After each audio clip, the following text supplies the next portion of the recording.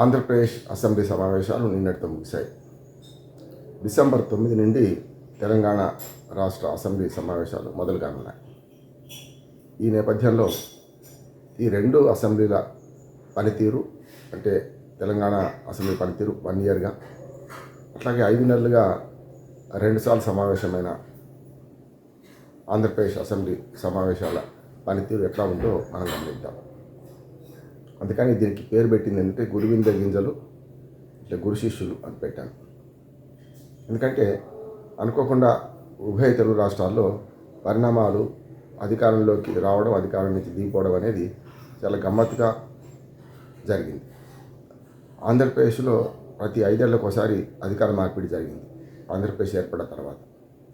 ఉదాహరణకు 2014లో చంద్రబాబు నాయుడు గారు చంద్రబాబు నాయుడు అట్లాగే బీజేపీ కూటమి అధికారంలోకి వచ్చి జనసేన అప్పుడు పోటీ చేయలేదు. ఆ తర్వాత 2019 ఎన్నికలకు వచ్చేకల్లా పరిస్థితి మారిపోయింది.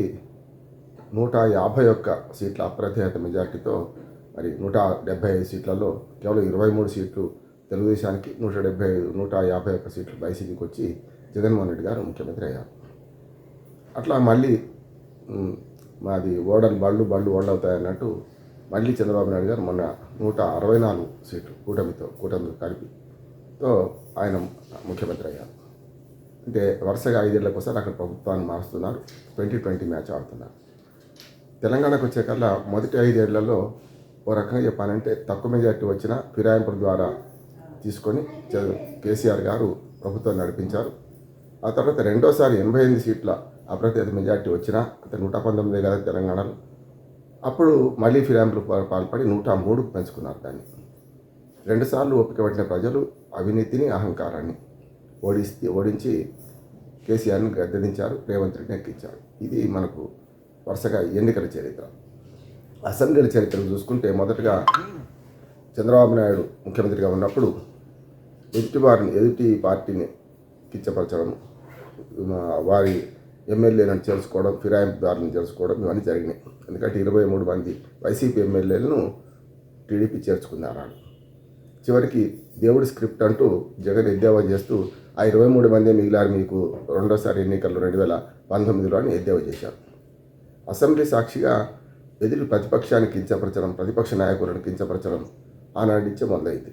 అంటే అంతకుముందు లేదని కాదు, కానీ 2014లో ఉమ్మడి ఆంధ్రప్రదేశ్ విడిపోయిన తర్వాత 2 అసెంబ్లీలో ఇది జరుగుతున్నాయి.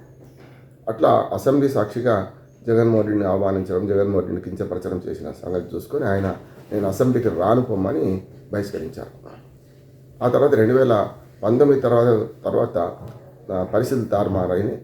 అప్పుడు 2019 తర్వాత 2021 తర్వాత మరి చంద్రబాబు నాయుడు పరిస్థితి కూడా అదే రకంగా తయారైంది. ఇంకా అంతకంటే ఎక్కువ. చంద్రబాబు నాయుడు అయినా కొంత ఓపిక పట్టారు, 40 ఏళ్ళ ఇండస్ట్రీ. కానీ రెండోసారి అధికారంలోకి వచ్చిన జగన్మోహన్ రెడ్డి అప్పుడు రెండవ విడతల అప్పుడు ఆటోమేటిక్గా ఇంకా పెట్టిపోయి సీనియర్ అని చూడకుండా ఎట్లా పడితే అట్లా వాళ్ళు మాట్లాడారు. అప్పుడు చంద్రబాబు నాయుడు ఏడుస్తూ అడిగి తన భార్య మీద ఆరోపణలు చేశారని చెప్పుకుంటూ ఆయన మళ్ళీ అసెంబ్లీకి రానన్నారు. ఆ తర్వాత మళ్ళీ ఇప్పుడు సీన్ రివర్స్ అయింది. చంద్రబాబు నాయుడు అధికారంలో ఉన్నారు, జగన్మోహన్ రెడ్డి నేను కూడా రానంటున్నాను, ఆయనకు కూడా నాకు మైక్ ఇవ్వరు, నన్ను అవమానపరుస్తారని భయపడుతున్నారు. అంటే దూషణ భూషణ తిరస్కారాలకు ఇద్దరు భయపడుతున్నారు. ఇద్దరు చేశారు కూడా. ఇక్కడ గురు శిష్యులు ఎవరు మరి కాదు కదా అంటే తెలంగాణలో జరిగింది అదే.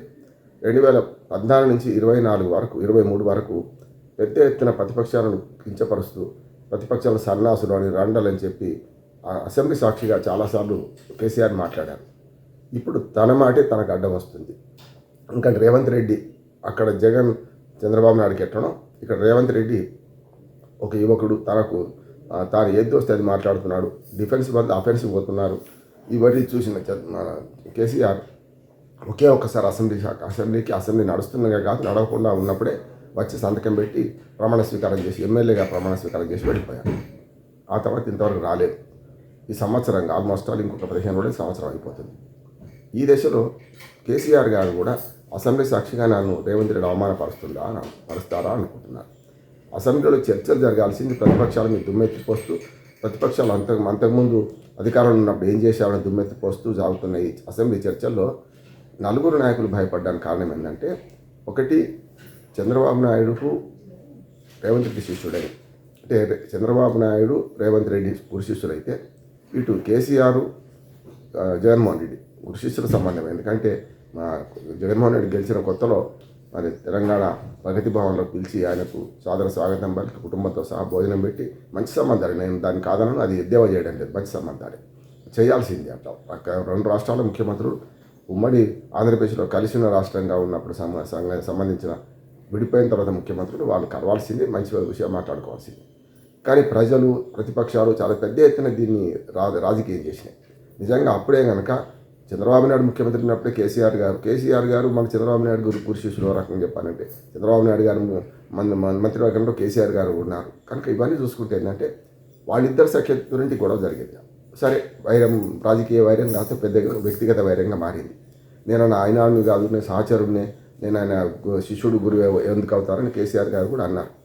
కానీ ఇక్కడ పడేది గురు శిష్యుడు కాకుండా జగన్మోహన్ రెడ్డి చంద్రబాబు నాయుడు ఇద్దరు, జగన్మోహన్ రెడ్డి కేసీఆర్ ఇద్దరు కూడా ఓ రకంగా సఖ్యతతో మెరిగే ప్రయత్నం చేశారు. దాని రాజకీయ వివాదాలు రావడం వల్ల ఊరుకున్నారు. అట్లా చూసుకుంటే ఇప్పుడు చంద్రబాబు నాయుడు తనకన్నా జూనియర్ అయిన జగన్మోహన్ రెడ్డికి ఎట్లా భయపడ్డాడు అప్పుడు, మళ్ళీ ఇప్పుడు సీన్ రివర్స్ అయింది కదా. ఇటు పక్కన కేసీఆర్ కూడా రేవంత్ రెడ్డి కోసం భయపడుతున్నారు. అంటే అసెంబ్లీకి వస్తే ఏం మాట్లాడతారో తెలియదు, కానీ వాళ్ళు ఉన్నప్పుడు అదే పని చేశారు కదా. అందుకని ఏమైందంటే ఇప్పుడు గురు శిష్యులు సీన్ తారుమారైంది. ఇప్పుడు జగన్మోహన్ రెడ్డి కేసీఆర్ అధికారులకు దూరంగా ఉన్నారు, అసెంబ్లీకి పోవడానికి భయపడుతున్నారు. అంటే ఆ మాటలు మాకే వస్తాయని చెప్పి ఇటుపక్క మనకు చంద్రబాబు నాయుడు రేవంత్ రెడ్డి గతంలో అనుభవించారు దాన్ని, మళ్ళీ అదే సీన్ రివర్స్ చేస్తున్నారు. అసెంబ్లీ సాక్షిగా ముసలోడు అనడం, రేవంత్ రెడ్డి కేసీఆర్ని ఉద్దేశించి ఏ సభలో ఆ సభలో మాట్లాడి నోరు బారేసుకోవడం, ఇవన్నీ చూస్తే డిఫెన్స్కి పడిపోయిన కేసీఆర్ ఇంట్లో మనకు ఫామ్ హౌస్లో కూర్చోవలసి వచ్చింది. అందుకని అక్కడ గురు శిష్యులైన చంద్రబాబు నాయుడు రేవంత్ రెడ్డి మళ్ళీ అదే వాళ్ళు అవమానాలకు గురైనరు, అదే పని చేస్తున్నారు గురువింద గింజల్లాగా. ఇటు పక్కన కేసీఆర్ జగన్మోహన్ రెడ్డి వాళ్ళు అవమానాలకు గురయ్యారు, అవుతున్నారు, అదే పని చేస్తున్నారు. ఈ రెండింటి మధ్యన ఏంటంటే అసలు అసెంబ్లీలో ఏం జరగాలి, ప్రజాపాలన పట్ల ఎట్లా స్పందించాలి, అసలైన ప్రజాపాలనకు అవసరమైన రోడ్ మ్యాప్ ఎట్లా చేయాలి అనే దాన్ని మర్చిపోతున్నారు అంటున్నారు. ఏదేమైనా సరే చెడ్డలో మంచి అంటే నిన్న ఆంధ్రప్రదేశ్ అసెంబ్లీలో ఒక 3 ఏళ్ల రోడ్ మ్యాప్ను చంద్రబాబు నాయుడు గారు ప్రకటించారు. అనుభవజ్ఞుడు మంచిదే, ఆ రోడ్ మ్యాప్ను ఆహ్వానిస్తూనే ఇక ముందు ప్రతిపక్షాలను కించపరుస్తూ అసెంబ్లీలో సాక్షిగా అనవసరంగా దాడులు పద్దాడులు చేసుకోకండి, పాలన సజావుగా సాగించండి అని అటు చంద్రబాబు నాయుడు గారికి ఆంధ్రప్రదేశ్లో, రేవంత్ రెడ్డి గారికి తెలంగాణలో విజ్ఞప్తి చేస్తున్నాను. వీళ్ళు కూడా ప్రతిపక్ష నాయకులుగా ఉన్నప్పుడు వీళ్ళు అసెంబ్లీకి వెళ్ళాలి. నాయకత్వం వచ్చిందా లేదా, ప్రతిపక్ష నాయక పాత్ర ఉందా లేదా అనుకోకుండా ప్రజల పక్షాన పోరాడాలని నేను కోరుతున్నాను. నమస్కారం.